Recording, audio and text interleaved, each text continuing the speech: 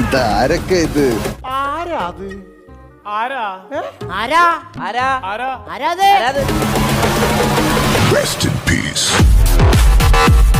ദൈവമേ, ഇതെവിടെ എത്തിയ എന്റെ ആറ്റുകാൽ ഭാസ്കര.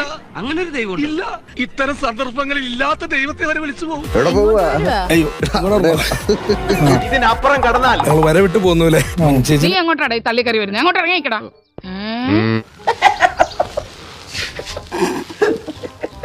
ഇദ്ദേഹം പെരേര, അലിൻ ജോസ്. ആളെ വേണ്ടത്ര പരിചയമില്ലാന്ന് തോന്നുന്നു. ഞാൻ എന്റെ പേര് പറഞ്ഞപ്പോ തന്നെ അറിയാം ധാരാളം കേട്ടിട്ടുണ്ട്.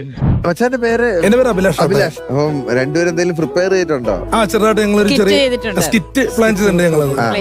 അടുത്ത ബസ് എപ്പോഴാന്നാ പറഞ്ഞത്? 5:33. എങ്കിൽ ഞങ്ങൾ പോകാതെ ഇരിക്കടോ. സുനാമി ഭൂകമ്പൊക്കെ വന്നിട്ട് നമ്മൾ പിടിച്ചിരിക്കുന്നില്ലേ?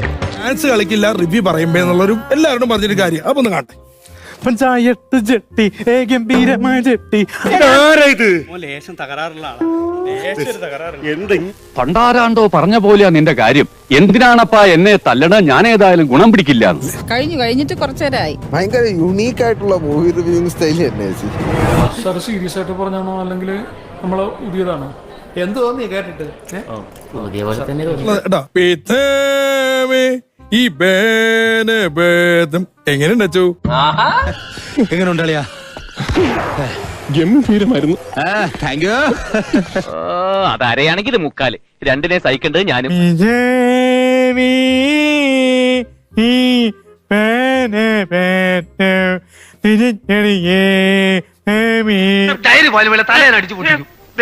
എന്റെ ക്ഷമ പരീക്ഷിക്കരുത്. ഇതുകൊണ്ട് ഞാൻ ഒറ്റ വീക്ക് വെച്ചെന്നുണ്ടല്ലോ.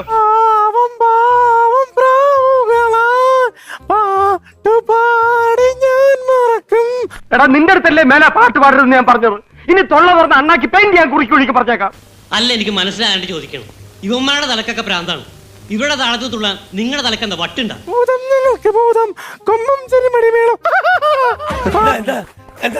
എന്താ സാറേ, തനിക്കെന്താ ഇവിടെ കാര്യം? മരപ്പട്ടി കരുതുന്ന ഒരു കരച്ചിൽ കേട്ടു. അത് സാറിന്റെ അളിയനാ. ഓക്കെ സഹോദര, ഞാനൊരു കാര്യം പറയാം. താനേ എത്ര മിനിറ്റ് കഴിഞ്ഞു. കഴിഞ്ഞു പോയല്ലേ. ഇപ്പൊ ഇറങ്ങണം. മേലാലി ഭാഗത്ത് കണ്ടുപോരുത്. നല്ല തെരണ്ടി വാലി വെച്ച് പ്ലാച്ച് അടിക്കാണ് വേണ്ടത്. ഞാൻ പോകുന്നു. ബൈ.